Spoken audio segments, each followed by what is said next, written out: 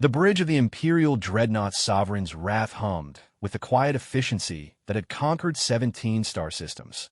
Admiral Vextar stood before the massive view screen, his four arms crossed in the traditional pose of Imperial authority. The crystalline formations on his carapace caught the light from the tactical displays, casting prismatic reflections across the command deck. Contact established with the primitive species, Admiral, reported Communications Officer Zelnix, her antennae twitching with barely contained excitement. They call themselves humans and claim ownership of this entire system. A ripple of amusement passed through the bridge crew. The very notion that a single-star species could claim ownership of anything beyond their own planetary surface was laughable. The Galactic Empire had encountered thousands of such delusional civilizations over the millennia. They all followed the same predictable pattern: initial bravado, desperate resistance, and, finally, grateful submission to imperial rule. "Display their primary vessel," Vextar commanded, his voice carrying the authority of someone who had never known defeat. The view screen shifted to show what could generously be called a ship. It was a crude assemblage of metal plates welded together with all the aesthetic appeal of a construction accident. Primitive chemical thrusters jutted from its rear like metallic tumors, while the front bristled with what appeared to be kinetic projectile weapons.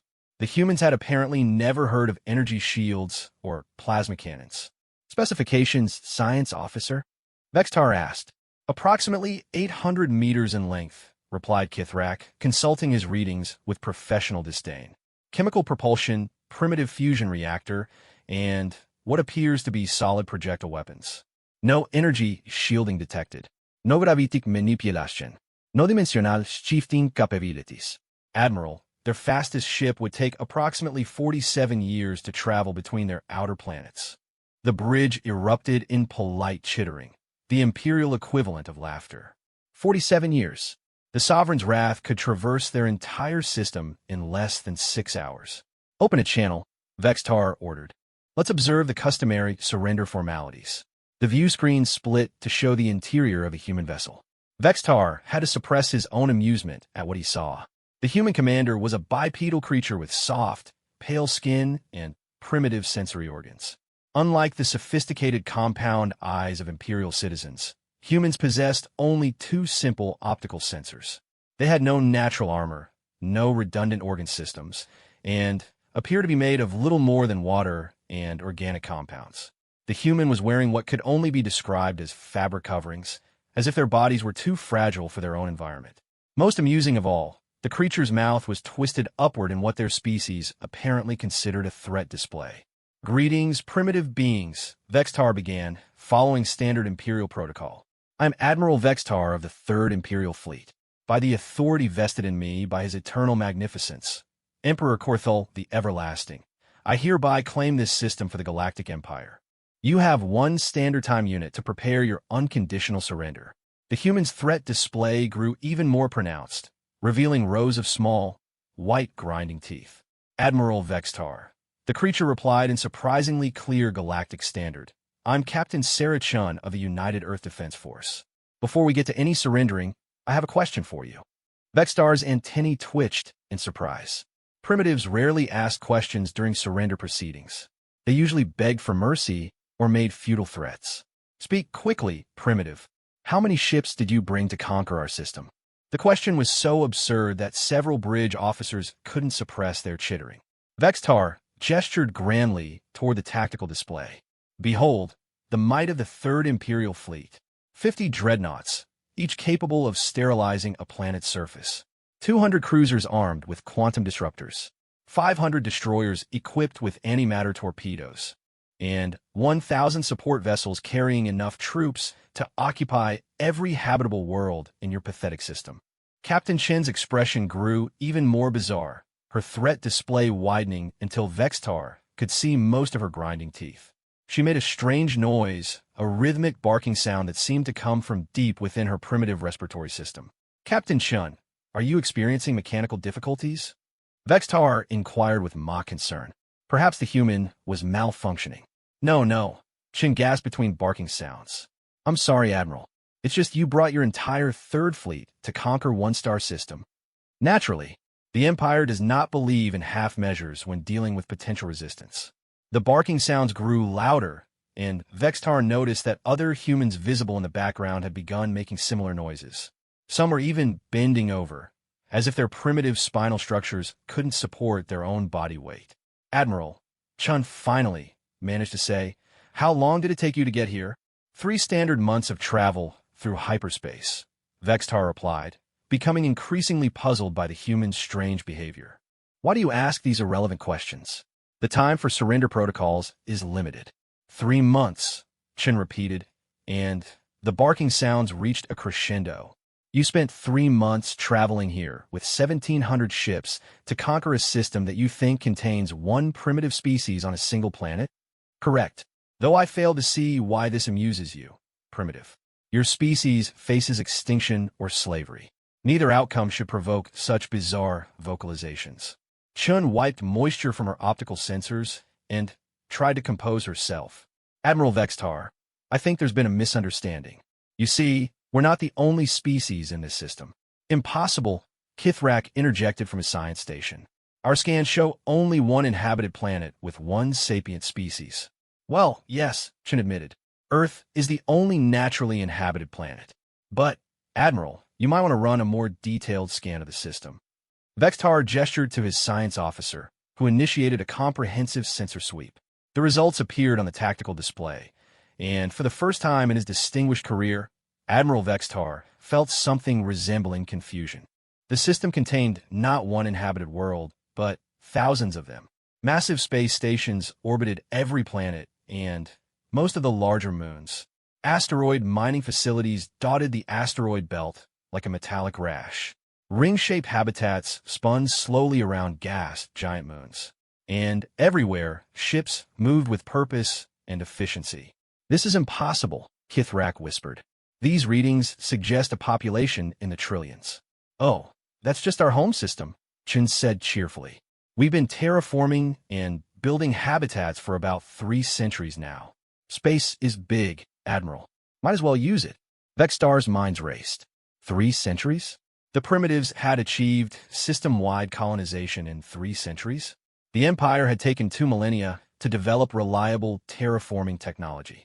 "Surely you haven't weaponized these facilities," Vextar said, though his voice lacked its previous confidence.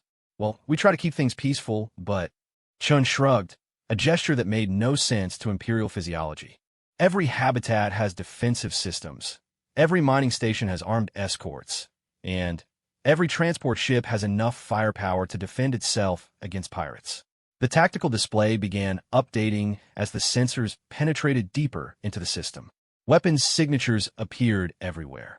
Not the crude chemical explosives they detected on the first human ship, but energy weapons of unknown configuration.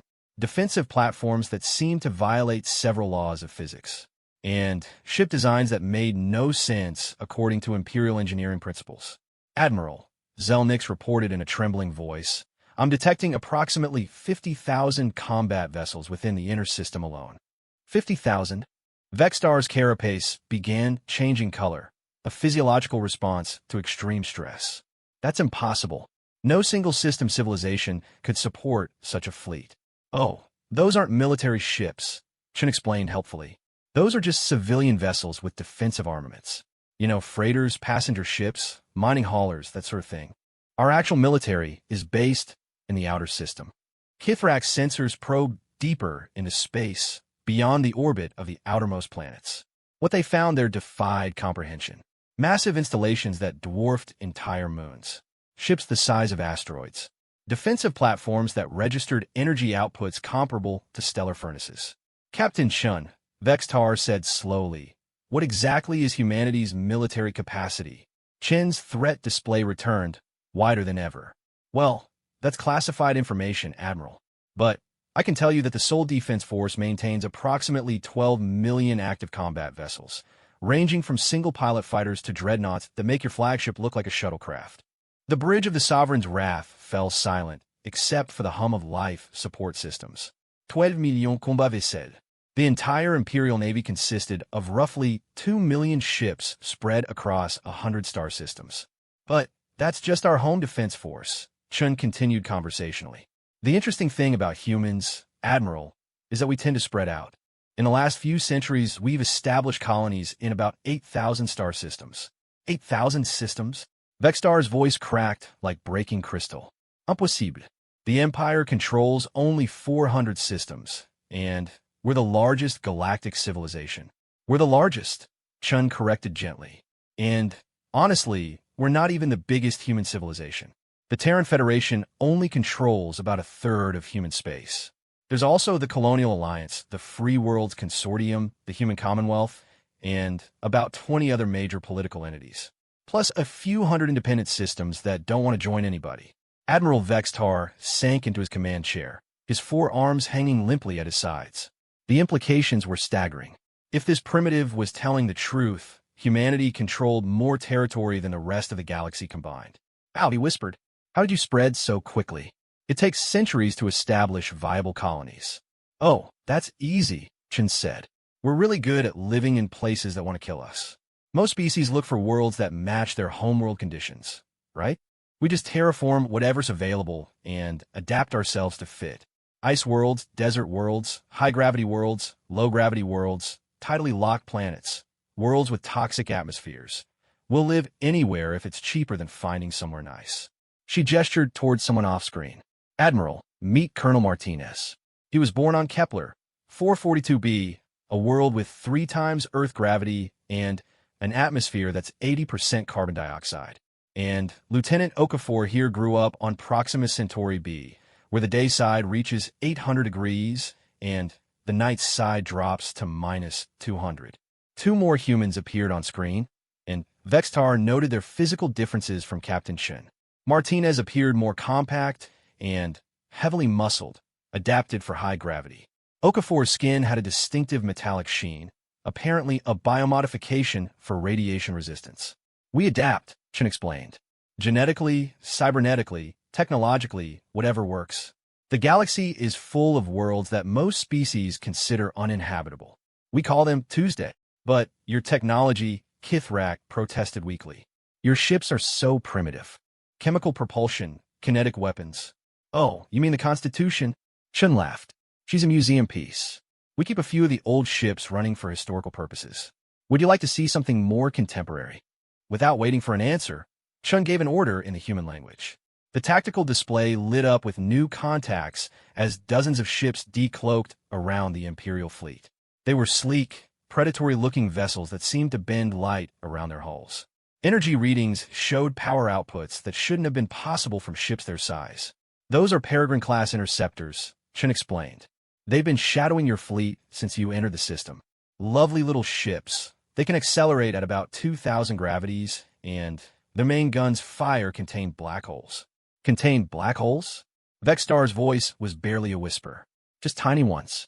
They evaporate on impact, but the energy release is quite impressive. Each shot has the destructive power of a small nova. The Admiral looked at his tactical officer, who confirmed the readings with a shaky gesture of his secondary arms. The human ships were not only real, but they were currently targeting every Imperial vessel with weapons that could annihilate entire fleets. Captain Chun, Vextar said slowly, what are humanity's intentions regarding the Empire? Chen's expression became thoughtful. Well, that depends. We've been aware of your empire for about 50 years now. We've been watching your expansion and your treatment of conquered species. We're not impressed. She leaned forward, and for the first time, Vextar saw something in the human's simple optical sensors that chilled him to his core. It wasn't anger or hatred. It was disappointment. The thing is, Admiral, we expected better from a galactic civilization. We thought you might be potential friends, trading partners, maybe allies against some of the nastier things lurking in dark space. Instead, we find a bunch of bullies conquering primitive worlds and enslaving entire species. The Empire brings order to chaos, Vextar protested weakly. We uplift primitive civilizations by bombing their cities and forcing them into labor camps. Chen shook her head. Admiral, we've been to the worlds you've uplifted. We've seen the mass graves and the prison factories. We've talked to the survivors. The bridge crew exchanged nervous glances. The humans had somehow penetrated Imperial space without being detected, had observed Imperial operations, had apparently made contact with conquered populations. The implications for Imperial security were terrifying. What do you want? Vextar asked. We want you to stop, Chen said simply. Pack up your fleets, go home, and figure out how to be decent galactic neighbors. Free your slaves, pay reparations to the worlds you've damaged, and try to join galactic civilization instead of conquering it. And if we refuse, Captain Chen's threat display returned. And this time Vextar understood that it wasn't a threat display at all. It was an expression of amusement. Admiral, you brought 1,700 ships to conquer what you thought was a primitive single-planet species. We have 12 million ships just in this system, and we've been preparing for this conversation for 50 years. What do you think happens if you refuse? Admiral Vextar requested an emergency conference with his senior staff, while Captain Chen graciously agreed to a temporary ceasefire.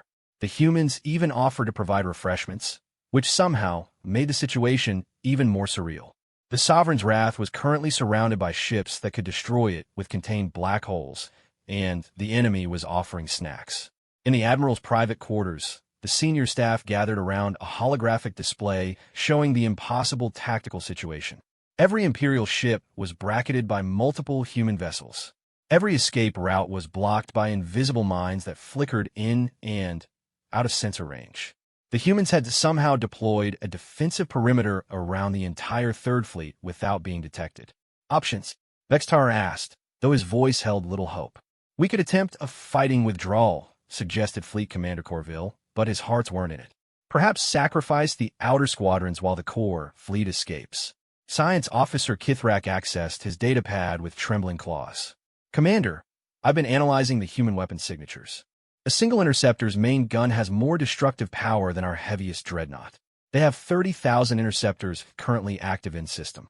What about calling for reinforcements? Proposed Intelligence Officer Melterra. From where? Vextar's carapace had shifted to a pale blue, indicating despair. The nearest Imperial fleet is 6 months away.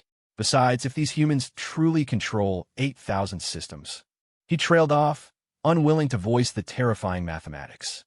Admiral, Kithrak said quietly, I've been analyzing their technology while we've been talking. Their ships violate at least 12 laws of physics that we consider absolute. They're using exotic matter in ways that our best scientists claim is impossible. Their energy generation appears to involve controlled manipulation of space-time itself. How advanced are they compared to us? Vextar asked. Kithrak consulted his readings again. Conservative estimate? They're approximately 2,000 years ahead of us technologically. Perhaps more. The silence that followed was broken only by the soft humming of the ship's life support systems. 2,000 years. The Empire prided itself on being the most advanced civilization in the galaxy. Their technology had remained essentially unchanged for millennia because they believed they'd reached the peak of possible development. There's another thing, Kithrak continued reluctantly. I've been monitoring their communications traffic. Admiral, they're not even trying to encrypt their transmissions. Standard intimidation tactics, Fleet Commander Corville suggested hopefully. No, sir. I think they genuinely don't care if we listen. Their casual communications mention technology and capabilities that make our most classified projects look like children's toys. They're discussing the weather on worlds we've never heard of, shipping schedules for trade routes that span half the galaxy, and he paused, checking his data again. They're apparently arguing about what to have for lunch. Lunch. Vextar's antennae twitched in confusion. Yes, sir. There appears to be a significant philosophical divide between those who prefer something called pizza and others who advocate for tacos. The debate is quite heated. Admiral Vextar stared at his science officer for a long moment. The humans had effortlessly surrounded the Empire's Third Fleet with overwhelming force, demonstrated technology that bordered on the miraculous, and revealed a civilization that spanned thousands of star systems. And they were arguing about food preferences. A chime indicated an incoming transmission. Captain Chen's face appeared on the display, still showing that bizarre upward curve of her mouth. Admiral Vextar, I hope you've had time to discuss the situation with your staff. Before we continue, though, I'd like you to meet someone. The view shifted to show another human, this one significantly older than Captain Shun. His head covering was white instead of the brown fur that seemed common among humans, and his face bore the linear markings that apparently indicated advanced age in their species. Admiral Vextar, Chun said, this is Dr. William Harrison. He's our senior xenobiologist, and arguably the galaxy's leading expert on imperial culture and psychology. Dr. Harrison nodded politely. Admiral, it's a pleasure to finally meet you. I've been studying imperial society for over 30 years. Impossible, Intelligence Officer Melterra interjected. The Empire has had no contact with humans before today. Well, not official contact, Dr. Harrison admitted. But you'd be amazed how much you can learn by simply observing from a distance. We've had anthropological missions in Imperial space for decades. Completely passive, of course. We're very good at not being noticed when we don't want to be. The implications hit Vextar like a physical blow. If humans have been observing Imperial space for decades, they knew everything. Military deployments, technological capabilities, political structures, economic systems, all of it would be cataloged and analyzed. Dr. Harrison, Vextar said slowly, what is humanity's assessment of the Empire? The human scientist consulted a data device. Technologically stagnant, socially stratified, economically inefficient, and politically corrupt. Your expansion model is unsustainable, your treatment of conquered populations is morally reprehensible, and your military doctrine hasn't evolved in over 1,000 years. However, Harrison continued, we also recognize that the Empire isn't inherently evil. Your species evolved in a resource-scarce environment that rewarded aggressive expansion and rigid social hierarchies. Your history shows periods of remarkable artistic and philosophical achievement. You have the capacity to be better than you are. What does humanity propose? Vextar asked. Reformation, Captain Shin said simply, reappearing on screen. Not destruction, reformation. We've prepared a comprehensive plan to help the Empire transition to a more sustainable and ethical model of governance. Admiral Vextar's mind reeled. You want to reform the Empire? We want to help you reform yourselves, Dr. Harrison clarified. The plan involves gradual democratization, economic restructuring, and, most importantly, the immediate cessation of aggressive expansion and the liberation of conquered worlds. And if we refuse? Fleet Commander Corville asked. Captain Chin's expression became serious for the first time in the conversation. Then, we'll reform you by force. But we'd really rather not. Forced reformation tends to be messy and often doesn't stick. We'd much prefer willing cooperation. Admiral, Kithrak whispered urgently. Incoming transmission from Imperial Command. The communication from Emperor Korthol's court was marked with the highest priority codes. Admiral Vextar accepted the transmission, expecting orders for either reinforcement or retreat. Instead, he found himself looking at the pale, terrified face of Grand Admiral Thexanar, Supreme Commander of all Imperial forces. Vextar, Thexanar said without preamble, what have you done? Sir, I followed standard conquest protocols for a primitive single-system species. Primitive? Thexanar's voice cracked. Vextar, there are human ships appearing in every major Imperial system simultaneously. They're not attacking, they're just there, sitting in our most heavily defended space like they own it. The blood drained from Vextar's circulatory organs. How many ships, sir? Hundreds of thousands. Maybe millions. They're requesting audiences with local governors and offering what they call transition assistance. Vextar, they have ships in orbit around the Imperial homeworld. They're outside the Emperor's palace right now. What are their demands? They want to talk. They're asking for a diplomatic conference to discuss what they call galactic reformation. They've transmitted documentation of every Imperial war crime committed in the last 500 years, along with detailed plans for economic and social restructuring. Admiral Vextar looked at Captain Shun, who was watching the conversation with polite interest. Captain Shun, how long have you been planning this? About 50 years, she replied cheerfully. We like to be thorough. When we decided the Empire needed to change, we spent quite a bit of time figuring out how to do it with minimal bloodshed. 50 years. Vextar repeated weakly. Well, the initial planning phases took about 10 years. Then, we spent 20 years building the necessary fleet assets and positioning them throughout Imperial space. The last 20 years were focused on detailed intelligence, gathering, and cultural analysis. Dr. Harrison's team has been particularly valuable in understanding how to approach reformation in a way that respects Imperial psychology while still achieving necessary changes. Dr. Harrison nodded. The key insight was understanding that Imperial culture values strength and hierarchy. Simply demanding change would trigger defensive responses. Instead, we needed to demonstrate overwhelming strength first, then offer a path to maintain dignity while transitioning to more sustainable systems. You've surrounded every Imperial fleet in the galaxy, Admiral Vextar said. It wasn't a question. Every major fleet, yes. We've also positioned assets near every significant Imperial installation, military base, and governmental facility. But, Admiral, we haven't fired a shot. This isn't a conquest. It's an intervention. En intervention. Think of it as therapy on a galactic scale, Dr. Harrison suggested. The Empire has been trapped in destructive behavioral patterns for millennia. Left unchecked, those patterns will eventually lead to economic collapse, social revolution, or war with a civilization even more powerful than humanity. We're offering an alternative. And what makes you think you can successfully reform a galactic empire? Intelligence Officer Melterra challenged. Experience, Captain Chen replied. This isn't our first intervention. We've helped 17 different civilizations transition from aggressive expansion models to sustainable development over the past few centuries. Some required more persuasion than others, but they're all thriving now. She gestured to someone off-screen, and the view screen split to show representatives of various alien species. Each spoke briefly about their own civilization's transformation with human assistance. Species that had given up warfare for exploration, empires that had transitioned to democratic federations, aggressively territorial races that had learned to cooperate with their neighbors. The hegemony of SS Reth controlled 43 star systems through military conquest, explained one reptilian being. Humanity helped us restructure into the SSS Reth Scientific Collective.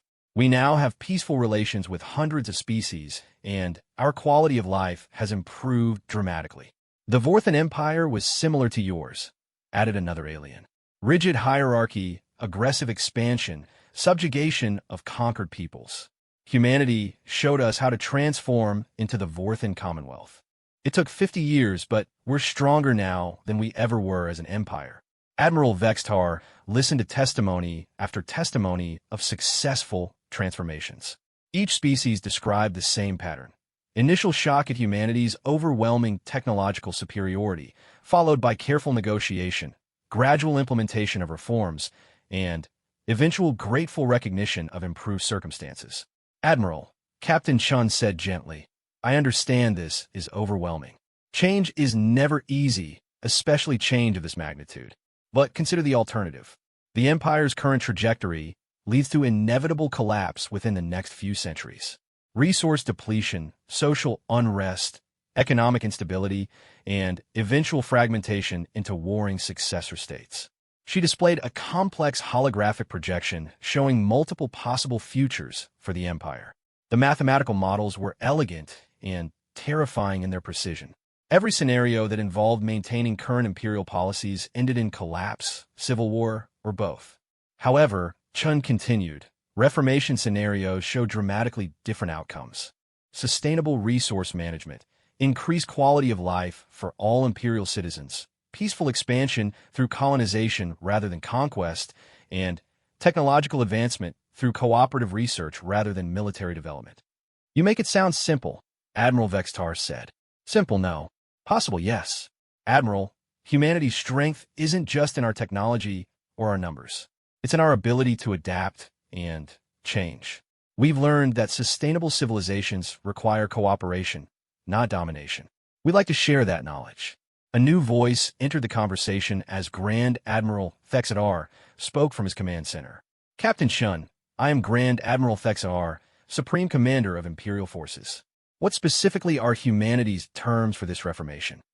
Grand Admiral, Chun said with a respectful nod, we prefer to discuss specifics during formal negotiations, but the basic framework is straightforward.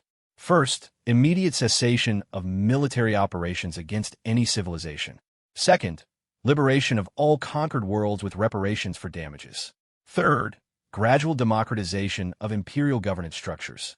Fourth, economic restructuring to eliminate slavery and forced labor. Fifth, cooperative development programs to maintain prosperity during the transition. And humanity's role in this transformation, advisory and supportive, will provide technological assistance, economic aid, and guidance based on our experience with similar transformations. But the changes must come from within the Empire. Imposed change rarely succeeds in the long term. Dr. Harrison leaned forward. Grand Admiral, the goal isn't to destroy the empire or replace it with human governance. The goal is to help the empire evolve into something sustainable and beneficial for all imperial citizens. You've built remarkable things, your architectural achievements, your artistic traditions, your scientific institutions. We want to preserve what's valuable while changing what's harmful. How long would this process take? Thexanar asked. Conservatively, about 50 to 75 years for complete transformation, Dr. Harrison replied. But you'd see immediate benefits. Eliminating military expenditures for aggressive expansion would free up enormous resources for infrastructure development, education, and quality of life improvements. Admiral Vextar found himself studying the human proposals with growing fascination. The mathematics were elegant, the projections compelling, and the historical precedents convincing. If humanity was telling the truth, imperial citizens could expect longer lifespans, better education, improved living conditions, and greater personal freedom. Captain Chun, he said slowly, assuming the Empire agrees to these terms, what guarantee do we have that humanity won't simply conquer us once we've disarmed? Chin's upward mouth curve returned. Admiral, if we wanted to conquer the Empire, why would we waste 50 years on elaborate reformation plans? We could have sterilized every imperial world last Tuesday and been home for dinner. The casual mention of genocidal capability delivered with such matter-of-fact cheerfulness sent chills through the bridge crew. These humans spoke of planetary destruction the way most people discussed minor inconveniences. 3 weeks later, Admiral Vextar found himself in what was possibly the strangest situation of his military career. He was sitting in a conference room aboard a human vessel, drinking something called coffee and listening to a presentation about sustainable agricultural development on former Imperial conquest worlds. The human ship that hosted the preliminary negotiations was unlike anything in Imperial experience. Where Imperial vessels were angular and militaristic, the human ship flowed like living sculpture. Corridors curved naturally, walls displayed art from dozens of different species, and the very air seemed to pulse with life. Most disturbing of all, children were running around freely, playing games, and laughing with the casual confidence of beings who had never known fear. The key to successful agricultural reformation, explained Dr. Sarah Okonkwo, the human expert on ecological restoration, is understanding that conquered populations often had sustainable farming practices before imperial occupation. We simply need to restore traditional methods while adding modern efficiency improvements. She displayed holographic projections of several worlds that were already undergoing the restoration process. Green forests covered landscapes that had been strip-mined for imperial resource extraction. Clean rivers flowed where toxic waste had once accumulated.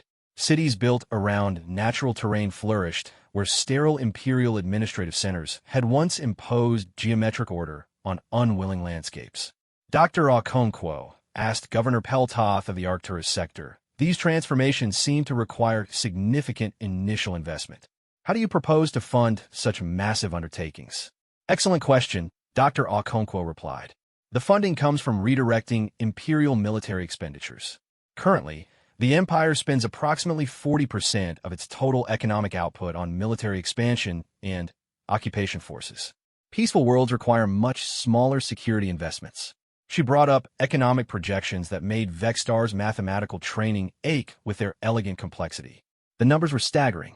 By eliminating the need to maintain occupation forces and switching from extraction-based to sustainable economic models, liberated worlds would generate more revenue within 10 years than they had produced under imperial rule. But, Governor, added Dr. Martinez, the human economist, the real benefit isn't immediate profit. It's long-term stability. Sustainable worlds don't rebel, don't require constant military intervention, and don't exhaust their resources. They become partners rather than burdens. Governor Peltoth's carapace shifted to thoughtful amber. You're suggesting that treating conquered worlds as equals would actually increase imperial prosperity? Not just increase it, Dr. Martinez said with enthusiasm. Explode it. Happy populations are productive populations. Free workers are innovative workers. Democratic societies tend to develop new technologies and create new markets. The Empire could become the center of a galactic economic boom instead of a resource drain constantly fighting brushfire rebellions. Admiral Vextar had been quiet through most of the presentation, but now he felt compelled to speak. Dr. Martinez, these projections assume that liberated worlds would choose to maintain economic relationships with the Empire. Why wouldn't they simply cut all ties and establish trade relationships with humanity instead? Some might, Dr. Martinez admitted. But here's the thing, Admiral, we don't want to be the galaxy's only economic powerhouse. Monopolies are inefficient and boring. We prefer diverse trading partners, multiple sources of innovation, and competitive markets that drive everyone to excel. Captain Chun, who had been observing the discussions with her typical amused expression, leaned forward. Admiral, let me ask you something. What does the Empire want? What's the ultimate goal of all this conquest and expansion? Vextar considered the question carefully. Imperial doctrine states that the goal is to bring order and prosperity to the galaxy, to eliminate chaos and establish universal peace under Imperial rule. And how's that working out? The question hung in the air like toxic gas. Vextar thought about the constant rebellions, the resource world stripped bare and abandoned, the conquered species that seemed to generate nothing but resentment and resistance despite generations of Imperial rule. Not well, he admitted quietly. Right. So maybe the problem isn't with the goal, but with the method. You want order and prosperity? Great. We want the same things. But order imposed by force isn't stable, and prosperity built on exploitation isn't sustainable. Dr. Harrison, who had been taking notes throughout the discussion, looked up from his datapad. Admiral, may I share something personal? Vextar gestured agreement. 50 years ago, when we first discovered the Empire, my colleagues wanted to simply eliminate you as a threat. Your expansion was destabilizing entire sectors, causing refugee crises and disrupting delicate ecological balances on hundreds of worlds. The efficient solution would have been to cripple your fleet and let conquered worlds sort themselves out. The casual mention of humanity's ability to simply eliminate the Empire sent familiar chills through Vextar's nervous system. But I argued for this approach instead, Dar. Harrison continued. Not because it's easier. It's actually much more difficult to help someone change than to simply destroy them. I argued for it because the Empire has things worth preserving. Your architectural traditions are magnificent. Your mathematical frameworks are elegant. Your historical poetry rivals anything humanity has produced. He gestured toward a wall display showing examples of imperial art and architecture. We don't want to destroy imperial culture, Admiral. We want to help it flourish without the militarism and oppression that's currently strangling it. A soft chime indicated an incoming transmission. The conference room's main screen displayed the face of Emperor Korthul himself, looking haggard and older than Vextar remembered. The Emperor's usually magnificent ceremonial carapace appeared dull, and his compound eyes lacked their traditional imperial brilliance. Dr. Harrison, the Emperor said without preamble, I have reviewed your proposals with the Council of Nobles. We find your terms acceptable in principle. A collective sigh of relief went around the room, though Vextar noticed that the humans didn't seem particularly surprised. They had apparently been confident of this outcome. However, the Emperor continued, implementation will be challenging. Many imperial institutions have existed for millennia. Military traditions, social hierarchies, economic systems. These cannot be changed overnight without causing chaos. We understand completely, Your Majesty, Dr. Harrison replied respectfully. That's why we've proposed a phased implementation over 75 years. Some changes can happen immediately. Cessation of aggressive expansion, for example. Others, like democratic governance structures, will require careful preparation and gradual introduction. Dr. Harrison, what guarantee do we have that humanity will honor its commitments throughout this extended process? Captain Shen answered this time. Your Majesty, we've been preparing for this intervention for 50 years. We didn't invest that much time and effort to abandon the project halfway through. Besides, successful imperial transformation benefits humanity too. We want stable trading partners, not a collapsed empire that destabilizes half the galaxy.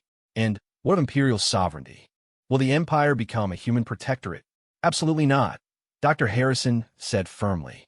The goal is an independent, reformed empire that chooses cooperation over conquest.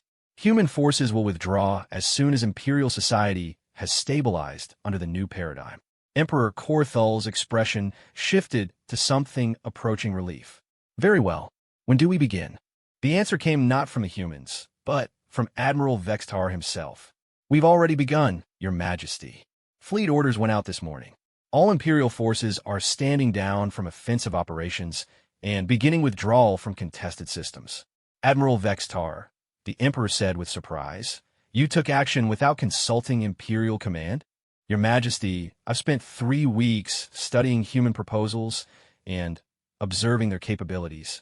Continuing our current trajectory would be suicide, not just for the Third Fleet, but for the Empire itself.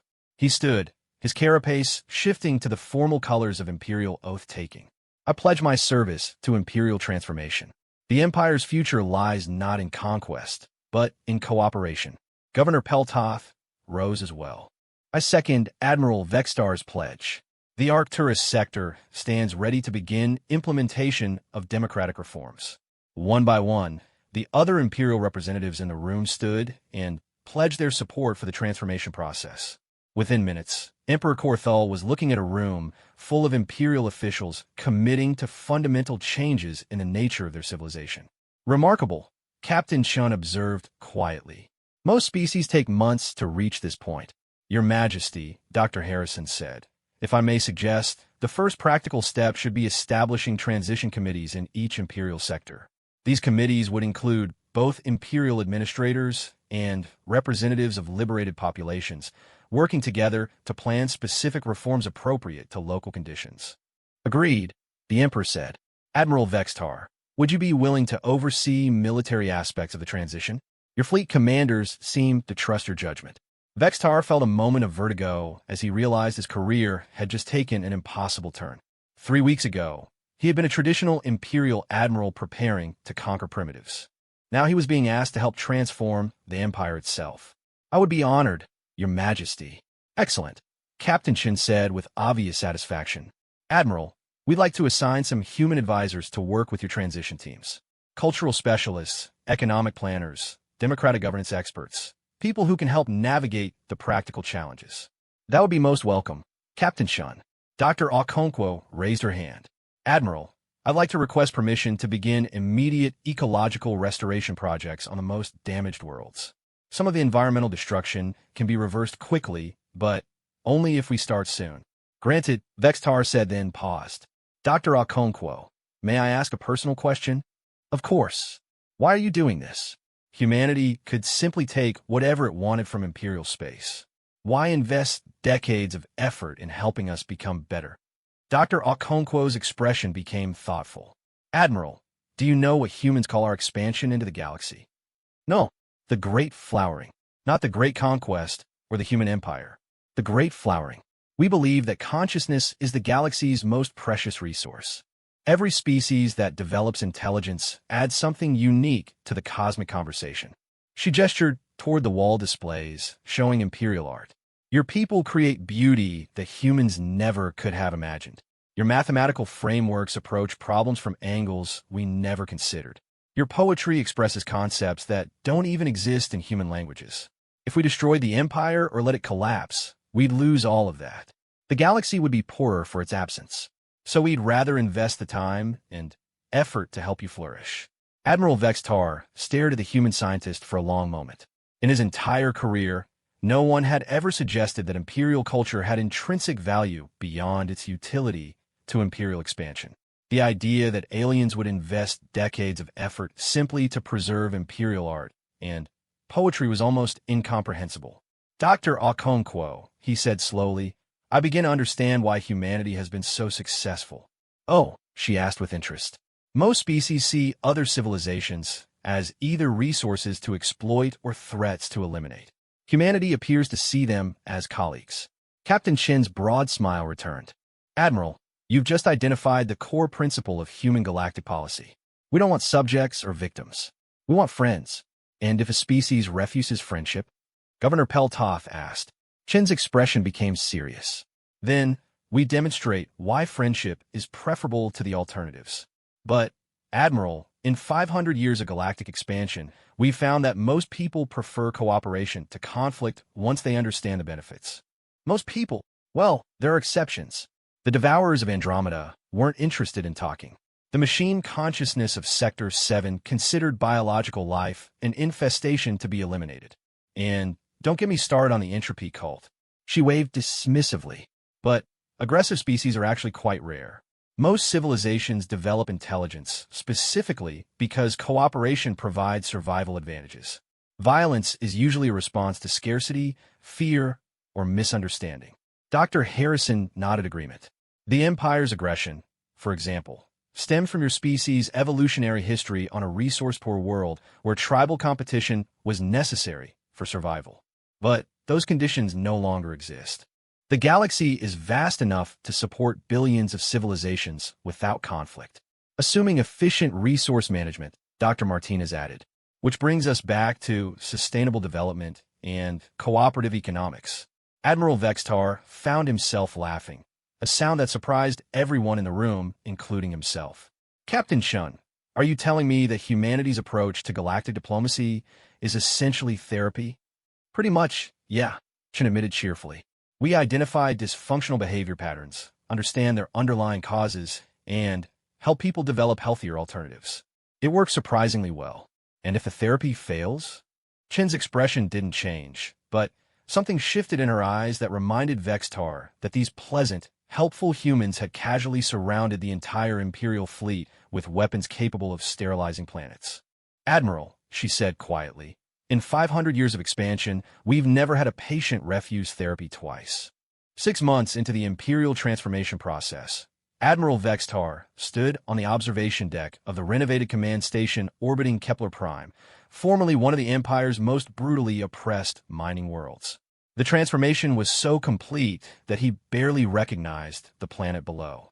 Where toxic waste had once turned the rivers orange, clear blue waterways now wound through restored forests. The massive strip mining operations have been replaced by elegant vertical farms that spiraled up mountainsides like living sculptures. Cities that had been little more than worker barracks now sprawled organically across the landscape, their architecture blending imperial geometric principles with local artistic traditions in ways that somehow enhanced both. Remarkable, isn't it? Said Dr. Elena Vasquez, the human coordinator for the Kepler Restoration Project. She joined Vextar at the observation window, carrying 2 cups of the caffeinated beverage that humans seem to require for optimal functioning. 6 months ago, this world was dying, Vextar mused, accepting the coffee gratefully. He had developed an unexpected appreciation for human customs during the transformation process.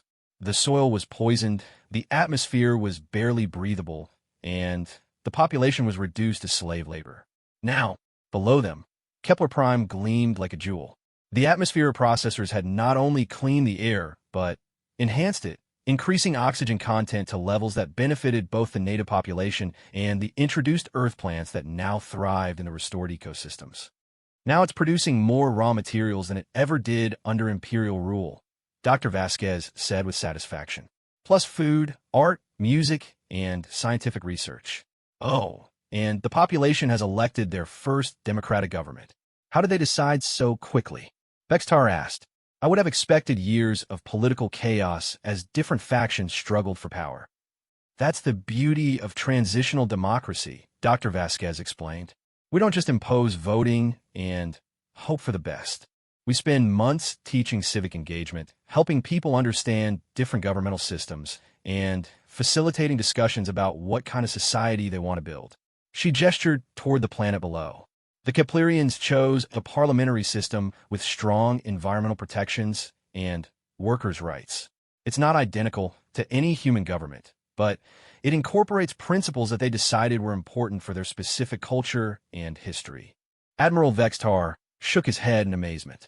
The concept of allowing conquered populations to choose their own governance had been completely alien to Imperial thinking. Yet the results spoke for themselves. Kepler Prime was more prosperous, more stable, and more productive than it had ever been under direct Imperial rule. Dr. Vasquez, I have a confession to make. Oh, when this process began, I assumed it was an elaborate deception. I believe humans were simply using democratic rhetoric to disguise a more subtle form of conquest. Dr. Vasquez laughed, the musical sound that humans produced when they found something genuinely amusing. Admiral, if we wanted to conquer the Empire, why would we go through the trouble of teaching people to govern themselves? That's exactly what I've begun to understand, Vextar admitted. Conquest requires constant military presence to suppress rebellion. Democracy creates populations that govern themselves and don't require occupying forces. Plus, democratic societies tend to be more innovative and productive, Dr. Vasquez added. Happy people work harder, create more, and develop new technologies. Miserable slaves do the minimum necessary to avoid punishment. Their conversation was interrupted by an urgent chime from Vextar's communication device. The face of his aide, Lieutenant KTH Lex, appeared with obvious distress. Admiral, we have a situation developing in the Rigel sector. Governor Zaxthor is refusing to implement democratic reforms and has declared martial law. Vextar's carapace darkened with anger. Governor Zaxthor was an old-school imperial traditionalist who had opposed the transformation from the beginning. What's his specific complaint? He claims that democratization is proceeding too quickly and causing social instability. He's demanding a return to traditional imperial governance structures. Any truth to the instability claims? No, sir. Independent monitors report that the Rigel worlds are actually experiencing increased prosperity and decreased civil unrest. Governor Zaxthor appears to be acting unilaterally. Dr. Vasquez frowned. Admiral, this was always a possibility. Some imperial officials would inevitably resist change, especially those whose power derived entirely from the old authoritarian system. What do you recommend? Let's go talk to him, she said simply. Talk. Vextar's antennae twitched with surprise. Dr. Vasquez, Governor Zaxthor commands 3 full imperial battle groups. He's declared martial law and suspended all transformation activities. This is open rebellion against imperial authority. I know, and talking is still the best first response. Admiral Vextar stared at the human scientist for a moment, then activated his communication system. Captain Shun, are you available for consultation? The familiar face of the human fleet commander appeared on screen within seconds. Admiral Vextar, how can I help? Is this about the Rigel situation? You already know about it. We monitor all Imperial communications traffic, remember? Governor Zaxthor's declaration went out about 10 minutes ago.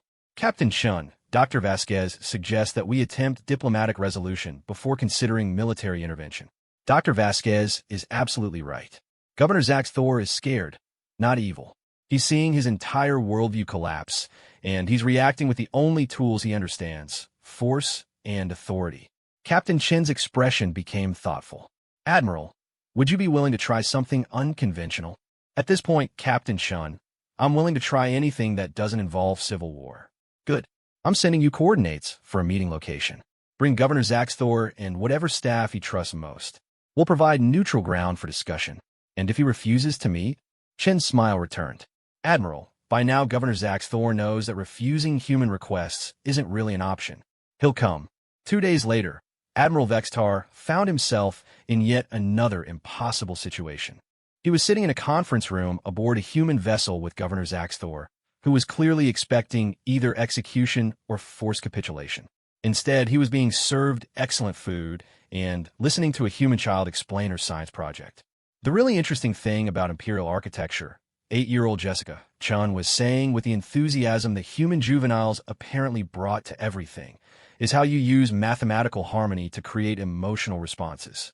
Like this building here uses golden ratio proportions to make people feel calm and secure.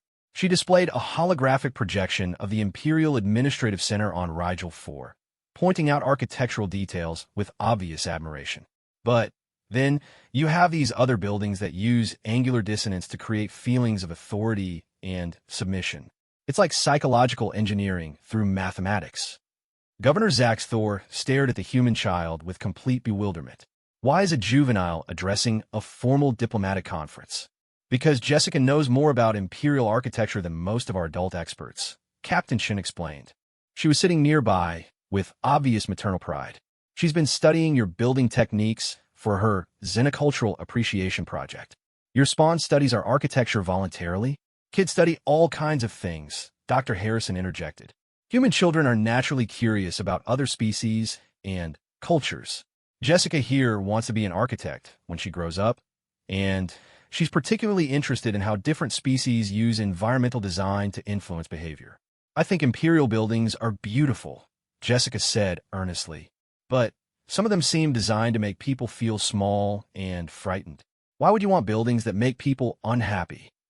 The question hung in the air with devastating simplicity. Governor Zaxthor looked around the conference room, clearly struggling to process the situation. He had expected military tribunals and force compliance. Instead, he was being questioned about architectural philosophy by a human child who seemed genuinely curious about imperial culture. Young being, he said slowly, those buildings are designed to reinforce proper social order.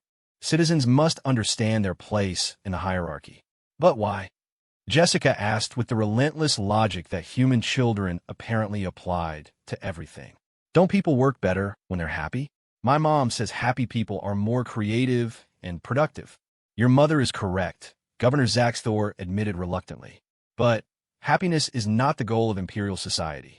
Order and stability are the goals.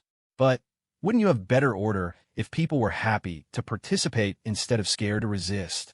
The question hit Governor Zaxthor like a physical blow. The child had identified the fundamental flaw in imperial psychology with devastating clarity.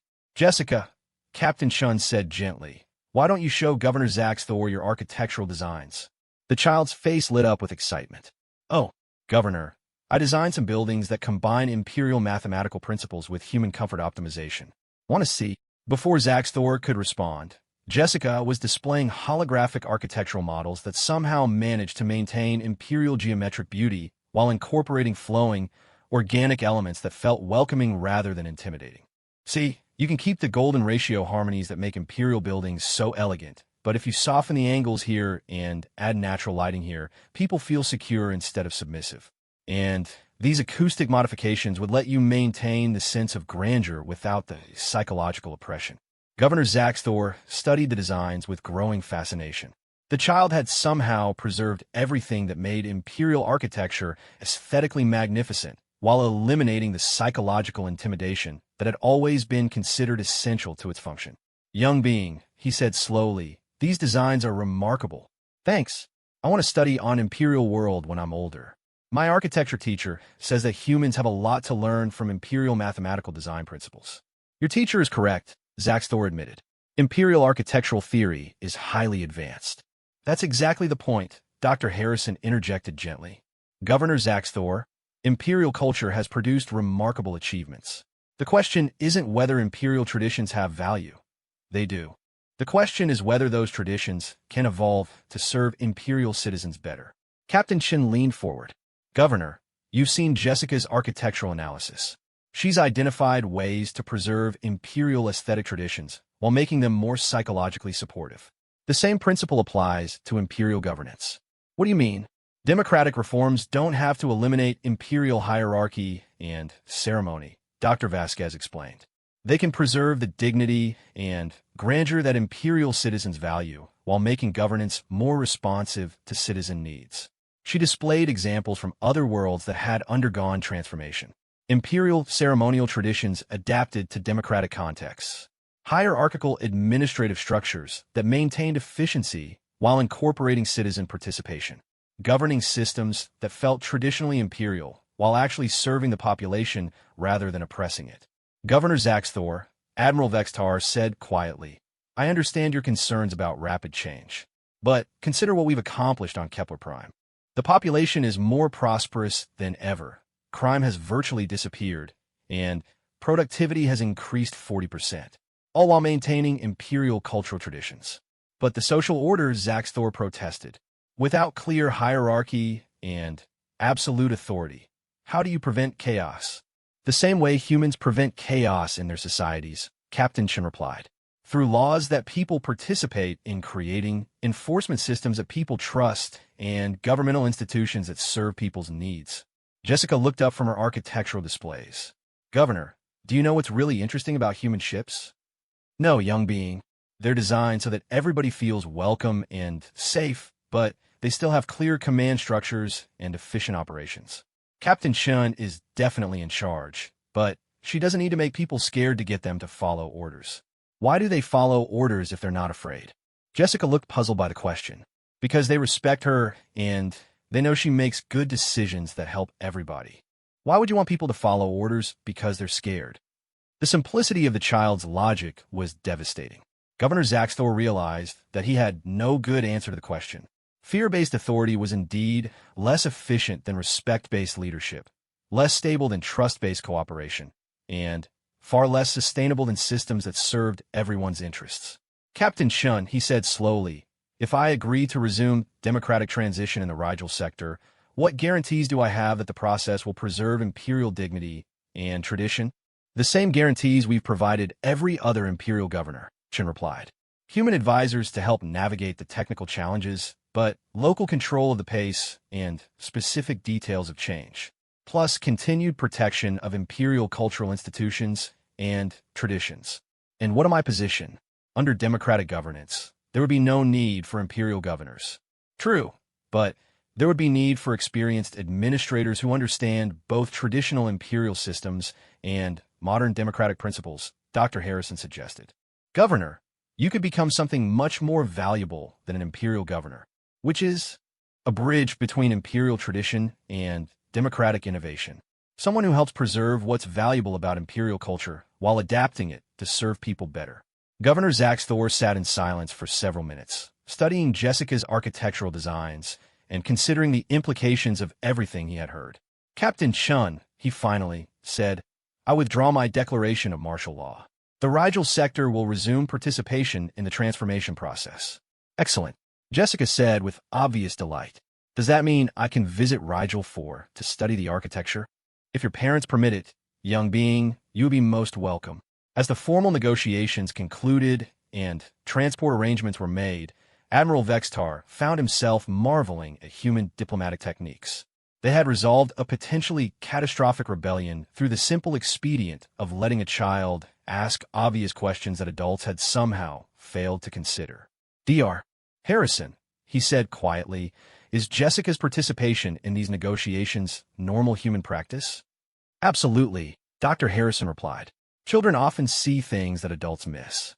They ask the questions we forget to ask and identify problems we've learned to ignore.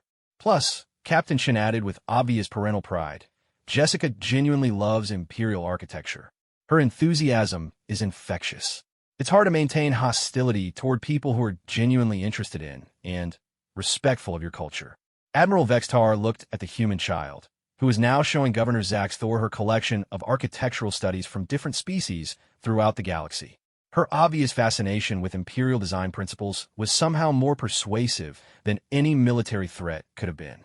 Captain Chun, he said wonderingly, humanity's approach to diplomacy is truly extraordinary. We found that curiosity and respect work better than threats and intimidation, Chun replied. People respond better when they feel valued rather than conquered. Even stubborn old governors who resist change, especially stubborn old governors who resist change, they usually have good reasons for their concerns, and addressing those concerns honestly tends to resolve the resistance. Admiral Vextar shook his head in amazement. 6 months ago, he had been preparing to conquer what he thought was a primitive species. Now he was learning diplomatic techniques that made imperial methods look crude and inefficient by comparison. The transformation of the empire was proceeding better than anyone had dared hope, and Admiral Vextar was beginning to understand that the real transformation wasn't in imperial governance structures or economic systems. It was in the imperial understanding of what civilization could be. 5 years after first contact, Admiral Vextar stood in the Grand Assembly Hall of New Imperial City, watching history unfold. The hall itself was a masterpiece of collaborative architecture. Jessica Chin's childhood designs had evolved into a stunning fusion of imperial mathematical precision and human organic flow, creating a space that felt both magnificent and welcoming. Today, Emperor Korthul would formally dissolve the absolute monarchy that had ruled for 3 millennia and transfer power to the newly elected Imperial Senate. The irony was not lost on Vextar that the Empire's greatest transformation was happening voluntarily, guided by the same species that could have simply destroyed them years earlier. Nervous? Asked Dr. Elena Vasquez, joining him near the massive viewing windows that overlooked the city below. Terrified, Vextar admitted honestly. We're abandoning governmental systems that have existed for longer than most species have been spacefaring. If this fails, it won't fail, Vasquez assured him. Look around, Admiral. Look at what you've built. Vextar followed her gaze across the assembly hall. Representatives from 400 Imperial worlds sat in carefully arranged sections, their carapaces displaying the formal colors of democratic deliberation. The sight should have been chaos. So many different viewpoints, so many competing interests, so many voices demanding to be heard. Instead, it was remarkably orderly. 5 years of gradual transition had taught Imperial citizens how to participate in democracy effectively. They had learned to debate policy without personal attacks, to compromise without losing dignity, and to accept majority decisions while protecting minority rights. The preliminary vote tallies are in, reported Senator Melkura, formerly Intelligence Officer Melterra before her election to represent the Centauri worlds. The Constitutional Convention has approved the final charter by a margin of 87%. 87%. Vextar's antennae twitched with surprise. I expected the vote to be much closer. Apparently 5 years of visible improvement in quality of life is quite persuasive, Melkera observed dryly. Turns out that people like having enough food, clean water, decent housing, and the right to complain about government policies without being executed. The transformation statistics were indeed impressive. Imperial citizens now lived an average of 40% longer than they had under the old regime. Educational opportunities had expanded dramatically. Crime rates had plummeted as economic desperation disappeared. And, perhaps most remarkably, the Empire's total economic output had increased by nearly 300% despite eliminating slave labor and reducing military expenditures.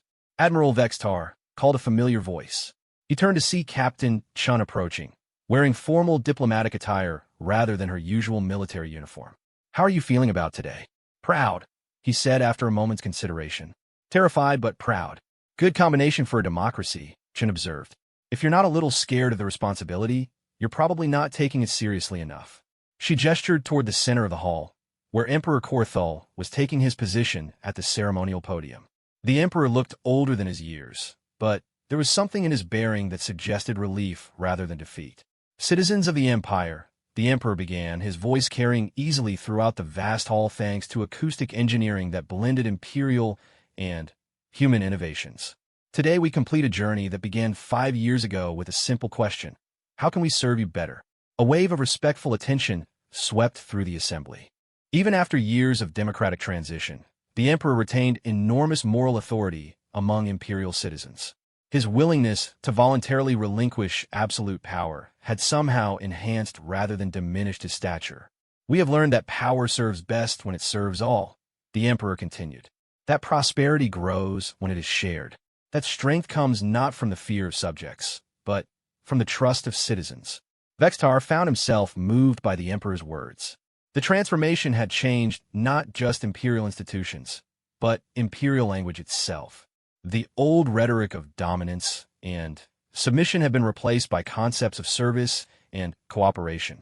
Therefore, by the authority vested in me, by 3 millennia of imperial tradition, I hereby dissolve the absolute monarchy and transfer all governmental power to the elected representatives of imperial citizens. The formal transfer took less than an hour. Ancient ceremonial protocols were adapted to democratic purposes with elegant efficiency. The imperial crown, a crystalline artifact that had symbolized absolute authority for 3,000 years, was placed in a special repository where it would remain as a symbol of historical continuity rather than present power. When it was over, Vextar realized that the Empire had just achieved something unprecedented in galactic history. The voluntary, peaceful transition from absolute monarchy to representative democracy in a civilization spanning 400 star systems. Admiral, said a voice behind him. He turned to find Dr. Harrison, now considerably older but still energetic, approaching with a datapad and a broad smile. Dr. Harrison, how does it feel to witness the completion of your 50-year project? Remarkably satisfying, the elderly human admitted. Though I have to confess, the Empire exceeded our most optimistic projections. How so? Harrison gestured toward the ongoing proceedings where the new Senate was electing its first speaker. We expected the transformation to take 75 years. You accomplished it in 5. We projected moderate improvements in quality of life. You achieved dramatic improvements across every measurable metric. He consulted his datapad. But, most importantly, you maintained your cultural identity throughout the process. Imperial art, architecture, music, poetry, and philosophical traditions are flourishing like never before. This was true. The democratic transition had somehow unleashed a renaissance of imperial creativity. Artists who had previously been constrained by rigid censorship now explored themes of freedom and possibility. Architects were developing new styles that preserved imperial mathematical beauty while incorporating democratic accessibility. Musicians were composing symphonies that celebrated both individual dignity and collective harmony. Dr. Harrison, Vextar said thoughtfully, I have a question that's been troubling me. Yes. Why did humanity invest 50 years in transforming the empire when you could have simply expanded around us? Your civilization is vast enough that our space represents a negligible addition to your territory. Harrison smiled, the expression that humans use to indicate both amusement and affection. Admiral, do you remember what Dr. Okonkwo told you about consciousness being the galaxy's most precious resource? Yes. Every species that develops intelligence adds something unique to the cosmic conversation. The Empire's contributions to mathematics, architecture, and artistic expression are irreplaceable. If we had let your civilization collapse or destroyed it ourselves, those contributions would have been lost forever. He gestured toward the assembly hall. But, more than that, Admiral, we believe that diversity makes everyone stronger. The galaxy is a better place when it contains imperial mathematical precision and human adaptability and SSS-Reth scientific methodology and Vorthan philosophical depth. A galaxy of cooperating civilizations rather than competing empires. Exactly. We call it the galactic community, and it's been humanity's long-term goal for centuries. Vextar considered this. Dr. Harrison, how many other civilizations are part of this community? Currently, about 3,000 species across roughly 50,000 star systems. The Empire will be the largest single edition we've ever welcomed. 3,000 species? Vextar's voice cracked with amazement. Dr. Harrison, that's not a galactic community. That's a galactic civilization. We prefer to think of it as a galactic family, Harrison corrected gently. Communities are about shared interests. Families are about caring for each other. The implications were staggering. Humanity hadn't just been expanding through the galaxy. They'd been building a cooperative network of civilizations that spanned most of known space.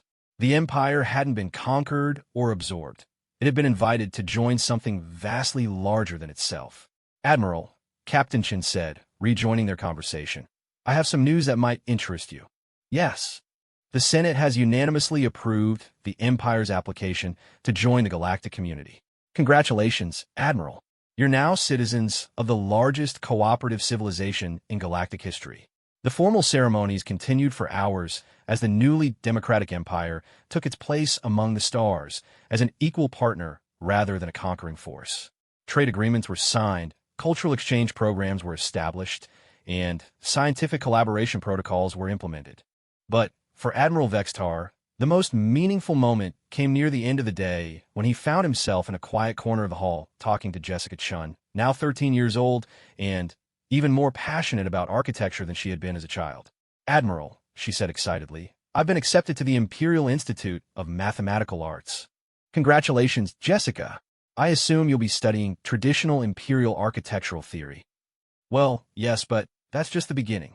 I want to develop new architectural styles that work for multi-species environments, like buildings that feel comfortable to humans and Imperials and SSS-Reth and Vorthans all at the same time. That sounds incredibly complex. It is, but that's what makes it fun. Plus, my teachers say that if I can figure out multi-species architecture, I might be able to work on a really big project. Which is... Jessica's eyes lit up with the same enthusiasm she had shown as a child. The galactic community is planning to build a permanent meeting place for all member species. Like a space station the size of a small moon where representatives from every civilization can gather for important decisions. She pulled out a datapad and showed him preliminary architectural concepts that boggled the mind. Structures that accommodated species with radically different environmental needs. chambers that could host diplomatic conferences between beings that breathe different atmospheres, transportation systems that worked for creatures ranging from tiny insectoids to massive energy beings. Jessica, Vextar said slowly, "That would be the most complex architectural project in galactic history." "I know. Isn't it amazing? And they say that if my multi-species architecture studies go well, I might get to work on the design team when I graduate." Admiral Vextar looked at this young human who was casually discussing architectural projects that would challenge the greatest minds in the galaxy, and he finally understood something that had puzzled him for years.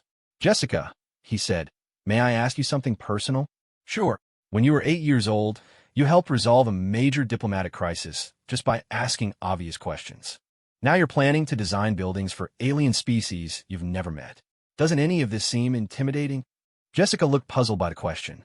Why would it be intimidating? I mean, sure, it's challenging and there's a lot to learn, but that's what makes it interesting. But what if you fail? What if your architectural designs don't work for some species? What if the multi-species station project is too complex? Then I'll